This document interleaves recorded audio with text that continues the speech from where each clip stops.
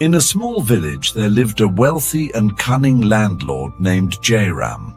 He was known for his greed and his exploitation of poor farmers.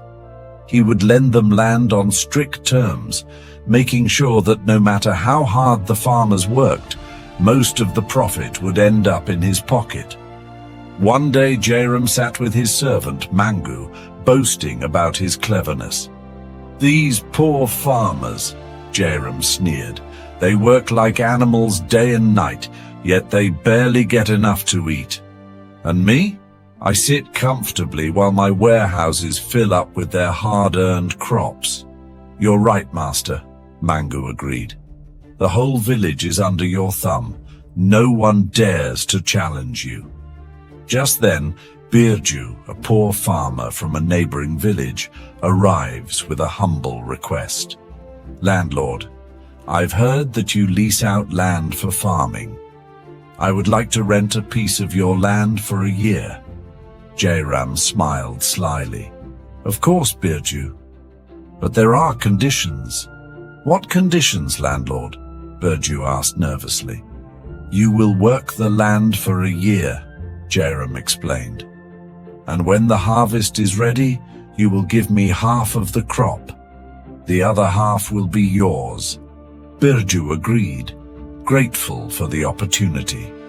He worked hard day and night, tending to the crops with care and dedication. After months of labor, the fields were full of golden grains. Birju's heart swelled with hope. Finally, he would have enough to feed his family. Hearing about the successful harvest, Jairam arrived at the field with Mangu. "Ah, Birju, looks like you've done well this year. Now, remember the agreement. Half of the harvest is mine." Birju sighed, but nodded respectfully. Jairam took the best part of the crop, leaving behind the smaller, damaged grains for Birju. Birju stood helplessly as Jairam and Mangu left, laughing. That night, Birju sat with his head in his hands. His son, Kishan, who had recently returned from studying in the city, saw his father's distress. "Father, why are you so worried?" Kishan asked. "Son, this is our fate," Birju replied sadly. "Men like Jairam take advantage of our hard work. We are left with nothing." Kishan's eyes narrowed with determination. "Not anymore, father. Leave it to me." The next day, Kishan visited Jairam. "Landlord, I would like to lease your land this year." Jairam smirked. "Oh? You think you're smarter than your father? Fine. But here's my condition. You can keep whatever grows beneath the soil. I will take whatever grows above it." Kishan smiled. "Agreed, landlord." Instead of planting rice like his father, Kishan planted potatoes.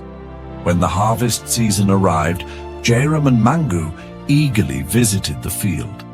"Ah, Kishan, time to claim my share," Jairam said, rubbing his hands together. "Of course, landlord," Kishan replied calmly. "You asked for what grows above the soil, so please take the leaves." Jairam's eyes widened in shock. "What?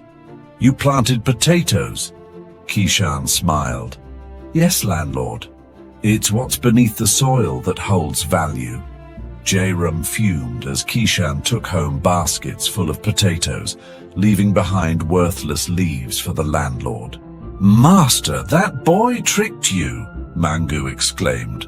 "We'll see about that," Jairam growled. "Next time, I'll make sure to outsmart him." The following season, Kishan again approached Jairam.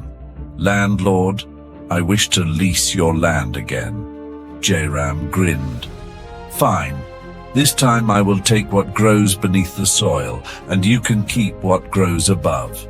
Kishan agreed without hesitation. This time he planted wheat. When the harvest was ready, Jairam arrived, confident he would win this time. "Kishan, It's time to collect my share. Of course, landlord, Kishan said.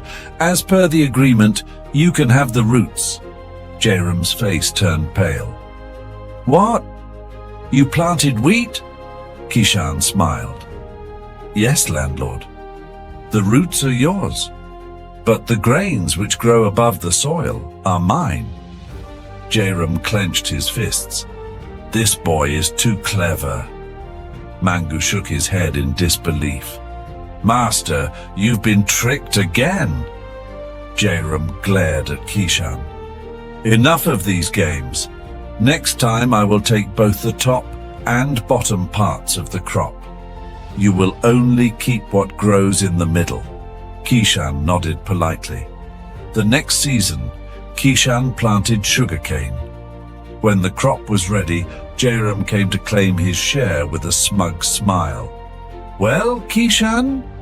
Kishan pointed to the sugarcane. Take the roots and the top leaves, landlord. Jairam's face fell as Kishan cut the sweet stalks from the middle and carried them home. Master, he's outsmarted you again, Mangu gasped. Jairam's shoulders sagged. He sat down on the ground, shaking his head. This boy, he's taught me a lesson. Kishan walked up to him and spoke gently. Landlord, farmers work hard to feed others. They deserve respect and fair rewards for their labor. Taking advantage of their helplessness is wrong.